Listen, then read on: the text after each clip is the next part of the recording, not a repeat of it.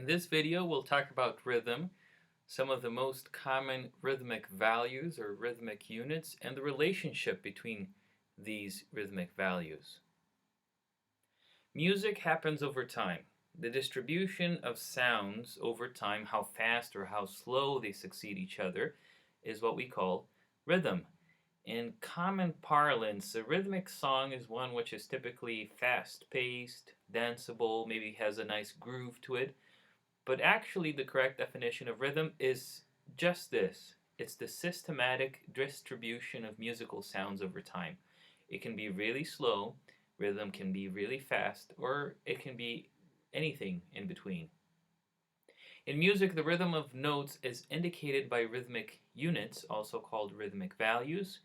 These values are indicated by the appearance of the note heads. Each of the figures that you see below here contain a different rhythmic unit, or represent rather, a different rhythmic unit. And notice how each of them looks different than the rest.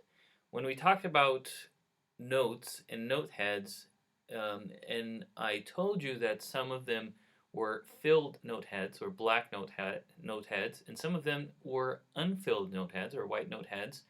This is the time now where the distinction becomes important, as we'll see presently. The most common rhythmic unit is called a quarter note. It is also called a crotchet, particularly in the United Kingdom. The quarter note features a black note head with a stem, this line coming out of the note head. Like all other rhythms, it can be associated with any note, A through G, sharps, flats, anything, anywhere on the staff or outside the staff, with ledger lines and with any clefs. This is valid for all rhythmic units. If the quarter note is placed on the staff's third line or above, the stem will be at the left of the note head, like you see here, and like you see here, and will be pointing down. If the quarter note is placed on the staff's second space or below, the stem will be on the note head's right side and will be pointing up. You can picture this in your mind. Pretty much the third line is the middle point of the staff, right? So if the note is on the higher side of the staff, the quarter note, the stem will be pointing down, and if the quarter note is on the lower part of the staff, then the stem will be pointing up. This is, as we'll see, valid for all rhythmic units that have stems. The duration of a quarter note is totally arbitrary, or in other words, it is whatever you want it to be. It can last a second, it can last many seconds, just a tiny fraction of a second. However, in most music we tend to listen to, like in movies, the radio, even here on YouTube, pop, jazz, rock, even classical, a quarter note typically lasts between a third of a second to a second. Now listen to this passage of music consisting of many different notes, right? You can see that they're all on different parts, not all of them, but they are on different parts of the staff, so they must represent different notes. Try and, in your mind, see if you can know what the note names are. You are given a treble clef, right? So you can start already calling the names by who they are, by their letter names. However, even though there are many different notes, there's only one rhythmic unit, which is the quarter note. You can notice that by the black note head and the stem. Now you can see how the stem points up when you're in the second space or below, or points down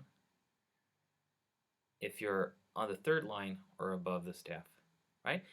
First, I'll play these quarter notes slowly. I think you'll recognize the tune. I'll play as if each quarter note equaled a second, or in other words, with the speed of 60 quarter notes per minute.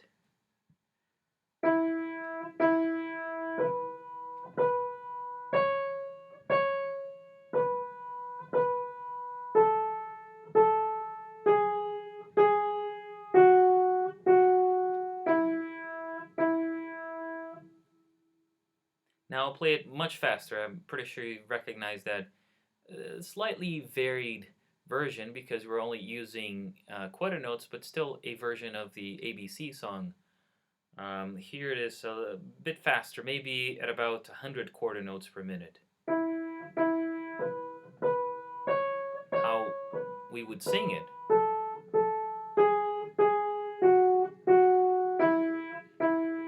I hope as I'm playing you're also being able to follow along, and notice that as we get to the end of the staff here, we continue below. The important thing also to notice is that once the speed of the quarter note is established at the beginning, all of the following quarter notes will last the same amount of time. So it's quite predictable that way. We'll come back to this melody a couple more times, and each time we do come back to it, see if you can start identifying the notes in conjunction with the rhythms. A half note, also called a minim, lasts twice as long as a quarter note. It is represented by a white note head with a stem. The same rule about the stem's position and direction in relation to the staff that we used for quarter notes also applies here to half notes.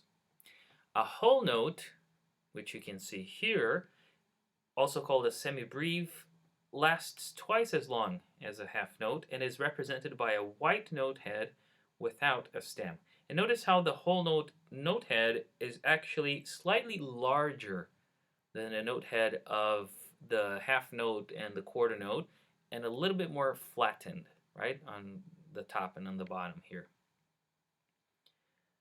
Since a whole note lasts twice as long as a half note, it must last 4 times as long as a quarter note. Or in other words, you can fit 4 quarter notes in the time it would take you to play a whole note, hence the name, right?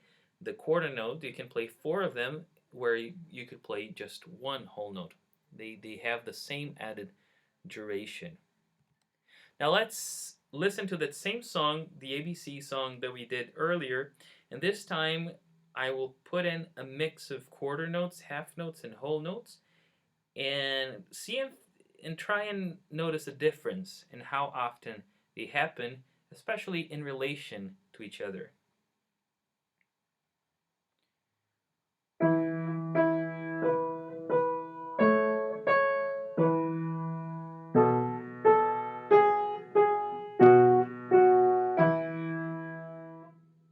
You can also see that here I've expanded the melody. I'm playing with both hands of the piano, so I've added a grand staff. In my previous example, we only had the treble clef with a single staff. We know it's a grand staff because of the brace, right? And one of them has a treble clef and the other one has a bass clef. So I'm playing one of them with my right hand and the lower one with my left hand. As we'll see next, rhythmic values in music, or maybe as you have already noticed, these values work exponentially, right? If you go one step up the ladder, the next unit will double the duration of the previous unit, like the half note in relation to the quarter note, or the whole note in relation to the half note.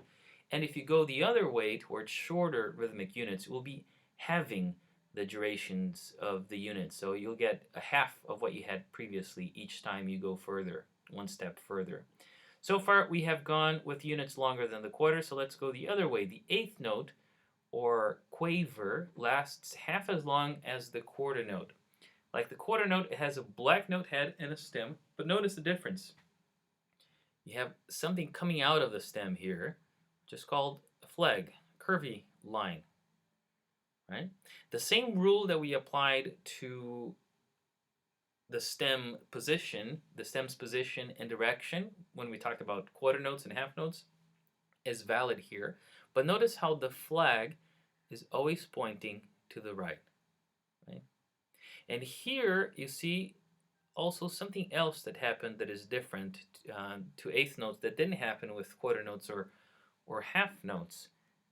When you group several eighth notes, their flags are connected by a beam. So this is called a beam here. How you beam eighth notes, it's actually a really important deal, but it's a topic for a further discussion, for a next video. For now, I think we only need to get acquainted with the appearance of the eighth note in isolation, like that, just with a flag hanging by itself, and in a group with a beam. You can see that you can also have the stem up or the stem down when they're being together, the eighth notes. And the next rhythmic unit is called the 16th note or semiquaver. The duration of the 16th note is half of the eighth notes. 16th notes are also black with the stem, and notice how it has not one, but two flags coming out of the stem. When 16th notes happen in groups, you might have already guessed, or maybe you looked at the image here. They're also beamed together, but because they have a double flag, now when they're appearing in a group, they have a double beam. Like I said before, there are specific rules to dictate how to beam 16th notes together, but we'll worry about that in our next video. Now listen to that same melody we've already heard twice, but this time it will feature a combination of whole, half, quarter, eighth, and 16th notes.